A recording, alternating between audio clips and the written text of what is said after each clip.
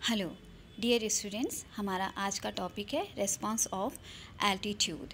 इससे पहले वाले वीडियोस में हमने oxygen and carbon dioxide transport in blood and role of haemoglobin in our body topics की स्टडी की थी।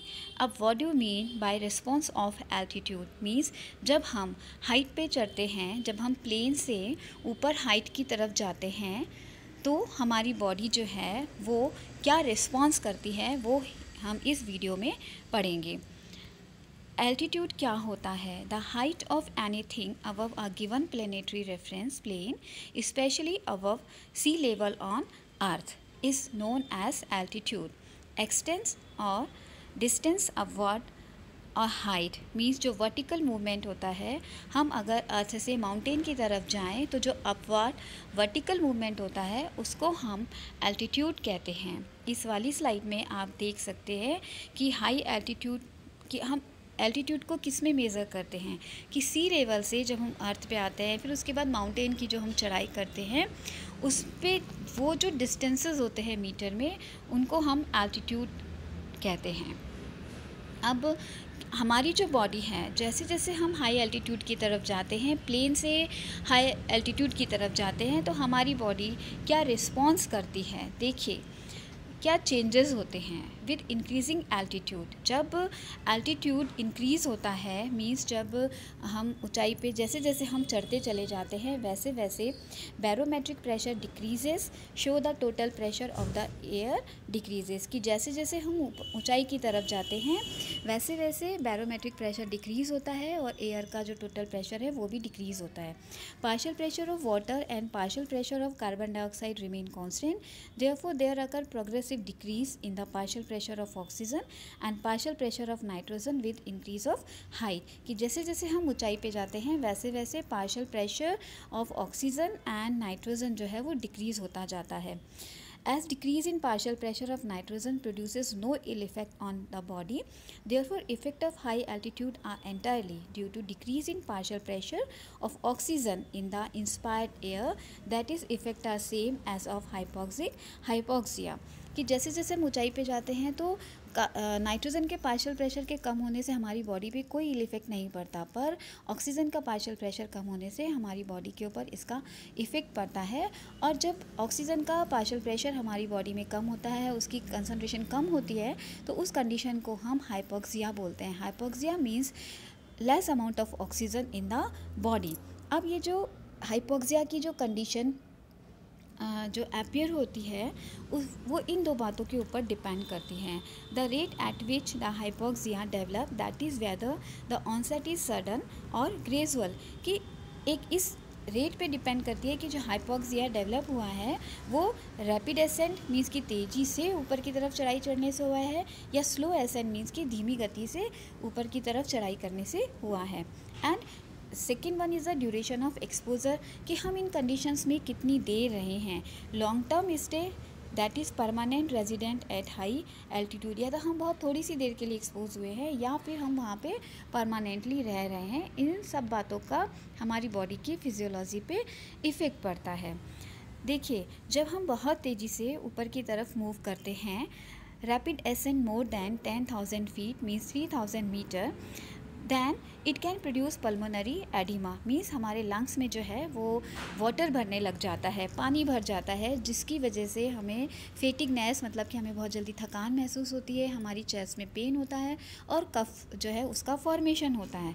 तो जब हम हाई एल्टीट्यूड की तरफ जाते हैं तो ऐसा पल्मोनरी एडिमा होता क्यों है? क्योंकि जब हम ऊपर की तरफ जाते हैं तो हमारी बॉडी की सिंपैथेटिक एक्टिविटी इंक्रीज़ होती है, और ये जो सिंपैथेटिक एक्टिविटी इंक्रीज़ होती है उसकी वजह से हमारी ब्लड वेसल में जो है वो कॉन्ट्रैक्शन मीन्स कंस्ट्रिक्शन वो सिकुड़ती हैं, जिससे उनके ऊपर हाइड्रोस्टैटिक प्रेशर पड़ता है और ब्लड कैपिलरी से जो वाटर है वो बाहर की तरफ आ जाता है, जो कि पल्मोनरी एडिमा का कॉज करता है। जब हम स्लो एसेंट मतलब जब हम धीरे धीरे ऊपर की तरफ मूव करते हैं। जब हम अर्थ सरफेस से माउंटेन की तरफ हम धीरे धीरे मूव करते हैं, जैसा कई बार आपने देखा होगा कि जब हम किसी बस से हम जो है वो प्लेन सरफेस से ऊपर किसी हिल स्टेशन की तरफ जा रहे होते हैं, तो क्या होता है कि eight high altitude a person suffer from mountain sickness. It starts approximately 8 to 12 hours after arrival at high altitude and lasts for about 4 to 8 days. Mountain sickness is characterized by nausea, vomiting, headache, insomnia, dysphonia.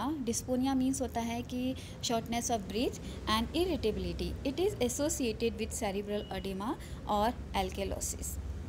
Mountain sickness is characterized by reduction in respiratory and cardiovascular function brought on by the reduced partial pressure of oxygen at high altitude. जो mountain sickness है उसमें हमारा जो respiratory और cardiovascular function है वो properly work नहीं करता, क्योंकि हाई एल्टीट्यूड पे ऑक्सीजन का पार्शियल प्रेशर कम हो जाता है, हमारी बॉडी को लेस ऑक्सीजन मिलती है, जिसकी वजह से ये जो रेस्पिरेटरी और कार्डियोवैस्कुलर सिस्टम है उनके ऊपर एडवर्स इफ़ेक्ट पड़ता है।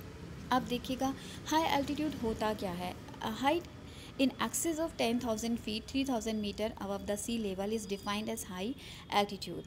At 10,000 feet the barometric pressure is 523 millimeter Hg and the partial pressure of oxygen is 100 millimeter Hg, 71% of the sea level pressure. On going from sea level to 17,000 feet, alveolar partial pressure of oxygen in man is reduced from 105 to 45 millimeter Hg and partial pressure of carbon dioxide is reduced from 40 to 25 millimeter Hg. When the oxygen saturation of blood in man is reduced to 85% of normal, appreciable mental impairment occurs. Means कि जब partial pressure बहुत कम हो जाता है तो mental impairment मतलब कि जो हमारा ब्रेन है वो प्रॉपरली वर्क नहीं कर पाता है.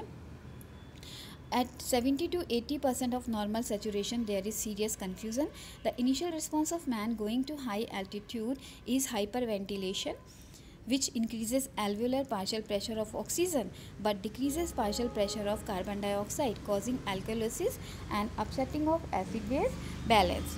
Alkalosis due to low carbon dioxide in the presence of hypoxia result in cerebral vasoconstriction की जो ब्रेन की ब्लड वेसल्स है वो सिकुड़ने लगती हैं, where as in the absence of hypocapnia hypocarbia भी जो हाइपोकैप्निया है उसको हाइपोकार्बिया भी बोला जाता है. A comparable hypoxia would cause vasodilation, thus dizziness and reduce brain function are early sign of altitude sickness and initial vascular response is increase cardiac output.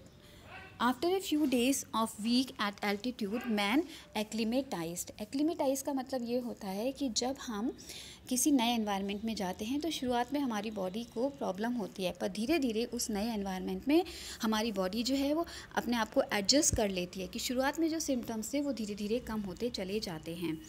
The cardiorespiratory change consists of increased alveolar ventilation, adjustment of acid-base balance and adjustment of the elevated cardiac output nearly to normal. High altitude native have high lung capacity and high normal ventilation volume as well as some hypertrophy of the right ventricle. जो लोग high altitude पे रहते हैं, जो बहुत लंबे समय से हाई एल्टीट्यूड पे रह रहे हैं, उनकी जो लंग कैपेसिटी है वो बहुत ज़्यादा हो जाती है और उनका जो राइट लंग होता है उनका जो राइट वेंट्रिकल होता है हार्ट का, उसमें कुछ हाइपरट्रॉफी दिखाई देती है. मीन्स उसका जो साइज़ है वो कुछ बड़ा हो जाता है. ये उनके जेनेटिकली मतलब ये उनके जीन्स में ही ये चीज़ आ जाती है. In tissue of living at altitude, high level of some oxidative enzyme have been reported.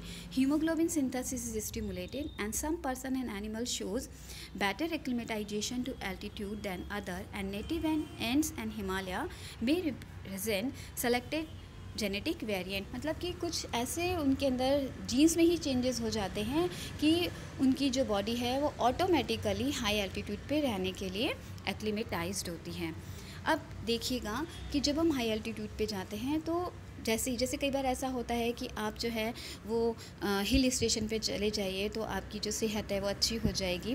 कई बार हम जब हिल स्टेशन पे जाते हैं और हिल स्टेशन से जब हम वापस नीचे आते हैं तो लोग बोलते हैं कि जो है वो आप आपकी जो स्किन है वो रेड रेड दिखाई दे रही है। कारण क्या होता है? बेसिकली उसका कारण क्या होता है कि जब हम हाई एल्टीट्यूड के ऊपर जाते हैं तो उस समय हमारी बॉडी में, क्योंकि जो आरबीसीज हैं उनके नंबर तो उतने ही होते हैं, लेकिन जब हम हाई एल्टीट्यूड पे जाते हैं तो वहाँ पे ऑक्सीजन का पार्शियल प्रेशर कम होता है। तो ज़्यादा से ज़्यादा अमाउंट में ऑक्सीजन हमारी बॉडी में जो है वो आए, उसके लिए ऑटोमेटिकली हमारी जो बॉडी है वो आरबीसीज का प्रोडक्शन स्टार्ट कर देती है कि जितनी ज़्यादा आरबीसीज होगी तो क्योंकि हीमोग्लोबिन उसमें प्रेजेंट होगा और लार्ज अमाउंट में जो ऑक्सीजन है वो हमारी बॉडी के अंदर एंटर कर सकती है। The haemoglobin content of the blood is normally high in animal that live at high altitude and when an animal go from sea level to higher altitude the haemoglobin content of their blood increases with it and increases in oxygen capacity occurs when the animal are subjected to hypoxia as at altitude. Red cells are released from the body from the spleen. Later hematopoiesis मतलब कि formation of red blood cell is increases under stimulation of hormone erythropoietin. This erythropoietin hormone is secreted from our kidneys. Increased synthesis occur in man under severe hypoxia within 12 hours and a maximum rate is reached in 3 days. There is also an increase in total blood volume due to an increase in the number of RBCs. The red cell count and hematocrit of acclimated man are elevated. The increase in hemoglobin on acclimation to altitude may not be sufficient to maintain constant oxygen supply to the tissue. Thus, lifespan of circulating RBC remain as same at altitude as at sea level. The level of erythropoietin hormone in blood increases by hypoxia as in case of hemorrhage. मतलब यहाँ पे हम ये कहना चाह रहे हैं कि जब कभी किसी को हेमरेज हो जाता है, ब्लड का जो है वो ब्लड रिलीज़ हो जाता है, तो उस कंडीशन में ऑटोमेटिकली हमारी बॉडी में इरेथ्रोपोइटिन हार्मोन सीक्रेट होता है और वो लार्ज अमाउंट में आरबीसीज का फॉर्मेशन करता है। सेम इज़ द केस जब हम हाई एल्टीट्यूड पे जाते हैं तो इरेथ्रोपोइटिन हार्मोन जो है वो लार्ज अमाउंट में सीक्रेट होना स्टार्ट कर देता है और हमारी बॉडी लार्ज अमाउंट में आरबीसीज बनाना स्टार्ट कर देती है। The action of erythropoietin is increase by testosterone and prolactin and is decrease by oestrogen. Means जो एस्ट्रोजन हार्मोन है वो एरिथ्रोपोइटिन हार्मोन के सीक्रेशन को कम करता है। Now what happens on respiratory system when we go to high altitude? Rapid ascent causes pulmonary edema. Extension and dilation of pulmonary capillaries takes place. Increased blood volume and increased lung volume and elevated pulmonary arterial pressure takes place when we go to high altitude.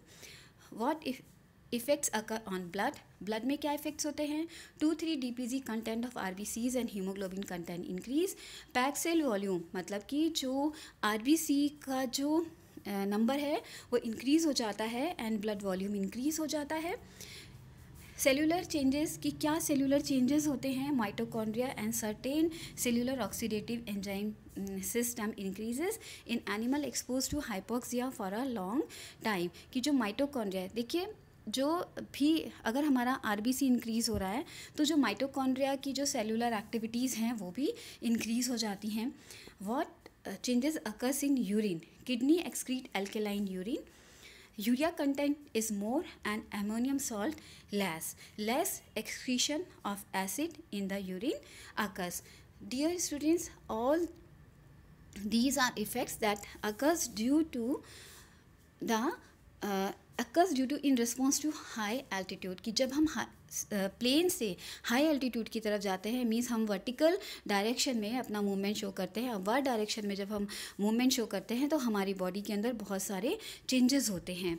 ये जो है वो मैंने थोड़ा सा आपको दिखाने की कोशिश की है कि हाई एल्टीट्यूड जो है वो क्या होता है. Thank you.